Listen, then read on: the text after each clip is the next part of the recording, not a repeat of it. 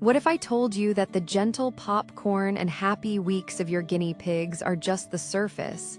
And underneath it all, a complex, silent battle for dominance is constantly unfolding. Picture your guinea pig cage. It looks like a peaceful, hay-filled kingdom.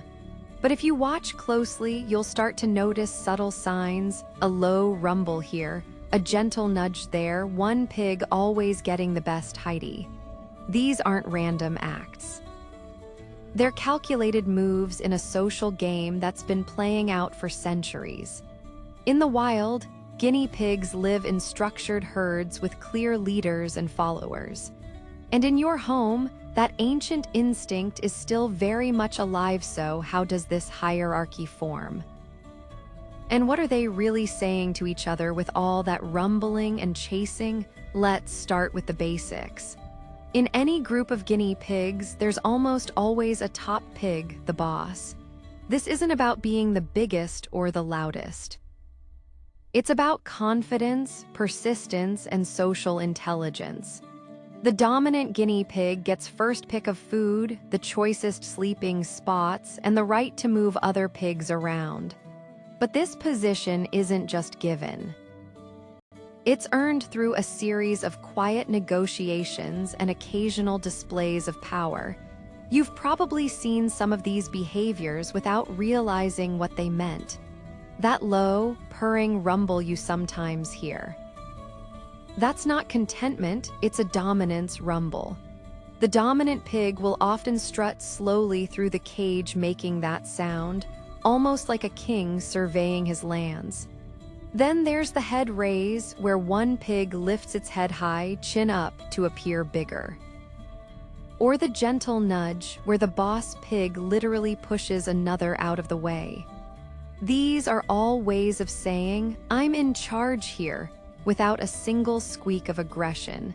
But what happens when the hierarchy is being decided? That's when things get really interesting.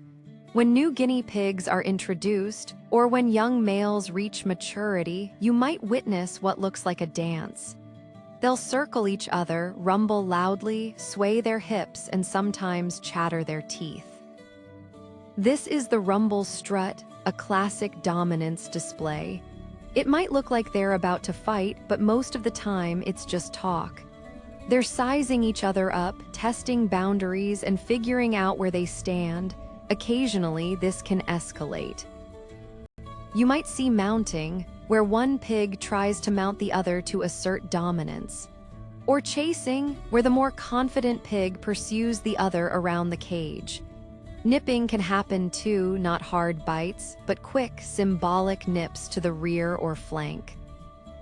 These are all normal parts of establishing order. It might look stressful to us, but for them, it's a necessary process.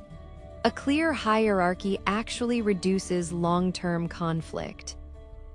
Once everyone knows their place, the herd becomes more peaceful, but here's where it gets really subtle. Dominance isn't just about aggression, it's also about privilege. The top pig eats first, always. If you drop veggies into the cage, watch who gets to them first and who waits. The boss usually claims the prime sleeping spot, often the one that's most enclosed or elevated. You might even notice the dominant pig herding the others, gently steering them away from certain areas or resources. This isn't bullying, it's social management. What's fascinating is that this hierarchy can change. Illness, old age, or the introduction of a new pig can shake things up. Sometimes you'll see a previously submissive guinea pig start challenging the boss. The rumble struts might return. The chasing might pick up again. This is a renegotiation period. It can last a few days or even a couple of weeks. As long as there's no serious fighting or injury, it's best to let them work it out. Interfering too much can actually prolong the process. So what does this mean for you as an owner? Understanding this behavior is key to reducing stress for both you and your pets. If you see rumble strutting or gentle chasing, don't panic. It's normal. Make sure you have multiple food bowls, water bottles, and hideouts so the lower-ranking pigs still have access to resources even when the boss is being possessive.